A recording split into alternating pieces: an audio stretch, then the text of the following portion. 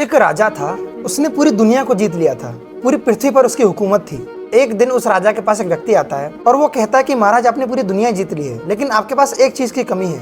वह राजा हैरान होता है और कहता है कि मेरे पास पूरी दुनिया की संपत्ति है, तो मेरे पास किस चीज की कमी। तो वह उस व्यक्ति से पूछता है, तो वो व्यक्ति कहता है कि महाराज आपके पास सब कुछ है, लेकिन आपके पास देवताओं के वस्त्र नहीं है। तो राजा कहता है कि देवताओं के वस्त्र, ऐसी तो कोई चीज होती नहीं। तो व्यक्ति कहता है कि नहीं महाराज, देवताओं के वस्त्र होते हैं, और अगर आप चाहो तो मैं आपको देवताओं के वस्त्र पहना सकता हूँ। तो राजा चौंकता है और कहता है कि लेकिन ऐसा तो कुछ होता नहीं है, इसका कोई प्रमाण नहीं है, किसी ने देखे नहीं है। तो वो व्यक्ति कहता है कि महाराज, आप महाराज हो, आप पूरी दुनिया के विजेता हो, मैं आपको वादा करता हूँ कि मैं आपको देवताओं के वस्त्र लाकर पहनाऊंगा, लेकिन इस प्रक्रिया में करोड़ों का खर्चा होगा, आपको वो खर्चा उठाना होगा। पहले तो राजा ने सोचा कि कहीं ये मुझे पागल तो नहीं बना रहा।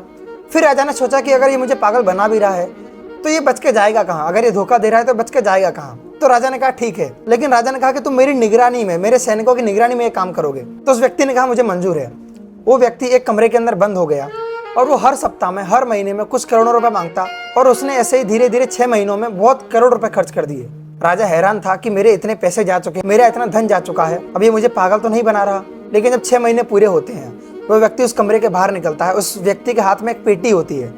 वो पेटी को देख के सैनिक चौंक जाते हैं कि ये तो सच में ले आया, हमें लग रहा था पागल बना रहा है। वो पेटी लेकर वो राजा के सामने प्रस्तुत होता है और राजा से कहता है कि महाराज मैं ले आया। उस व्यक्ति ने पेटी में हाथ डाला और पेटी में से कुछ भी नहीं निकाला। उस व्यक्ति ने कहा कि महाराज अपना मुकुट उतारिए, मैं देवताओं का मुकुट आपके सर पे पहनाने जा रहा हूँ। राजा ने अपना मुकुट खुशी से उतारा। उस व्यक्ति ने पेटी के अंदर हाथ डाला और उस पेटी के अंदर से कुछ भी नहीं निकाला और राजा के सर पे रख दिया और जोर से कहा कि देवताओं ने खास संदेश भेजा है कि यह वस्त्र सिर्फ उसी को दिखते हैं जो एक बाप की औलाद है। अब यह संदेश सबने सुना, जो जो उस महल में मौजूद थे उन सबने ये संदेश सुना, और ये संदेश राजा ने भी सुना। तो मुकुट जब राजा के सर पर रखा गया तो कुछ भी नहीं था वो, लेकिन राजा को ये डर था कि ये बात सिद्ध न हो जाए कि वो एक बाप की औलाद नहीं है।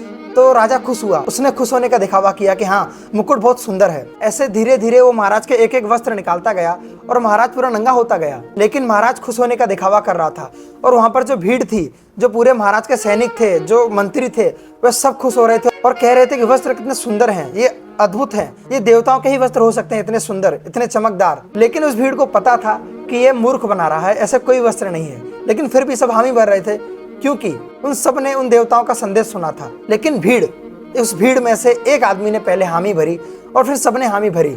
हम अक्सर ऐसे ही भीड़ का हिस्सा होते हैं। हमें सत्य पता होता है, लेकिन हम भीड़ में हिस्सा होते हैं और हम भीड़ में झूठ को भी सच कह रहे होते हैं। हिंदुओं की भीड़, मुस्लिमों की भीड़, बौद्धों की भीड़, महावीरों की भीड़, यहूदियों की भीड़, हम सबको कहीं ना कहीं सच पता है, लेकिन हम फिर भी भीड़ के सहारे अपने झूठ को सच में बदल रहे हैं। हमें पता है कि राजा नंगा खड़ा है, लेकिन फिर भी हम राजा की वाहवाही कर रहे हैं। क्यों?